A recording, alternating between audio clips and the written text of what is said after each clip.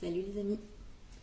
Aujourd'hui je prends mon plus beau couteau de cuisine pour vous parler d'un champignon très commun qui s'appelle le Candida albicans. Avec un nom pareil, vous vous doutez bien qu'on ne le trouve pas au rayon frais du supermarché. Et pour cause, il vit plutôt dans nos intestins. Mais quand il en sort, ça crée des mycoses. Pourquoi je vous parle de ça aujourd'hui? Quel rapport avec la photo? Aucun. La raison c'est que moi, ça faisait 10 ans que j'avais cette pathologie. Franchement, j'ai tout essayé.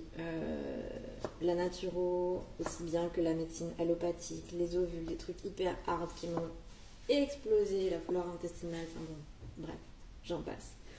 Et au final, j'avais fini par abandonner parce qu'en fait, au moindre écart, verre de vin, coup de stress, excès de sucre, des trucs qui arrivent jamais dans la vie, hein.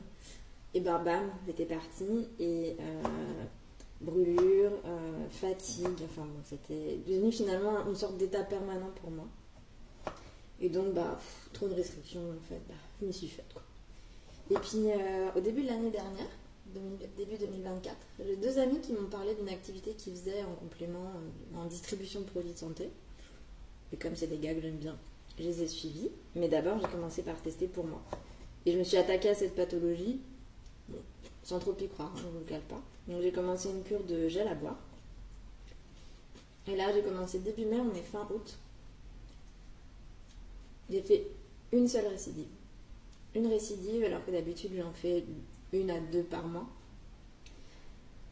Qui est quand même assez exceptionnel, sachant que je mange normalement, je fais des écarts, je stresse. Voilà, génial. Je peux me permettre de faire tout ça, c'est incroyable. Boire un verre de vin, c'est plus devenu interdit.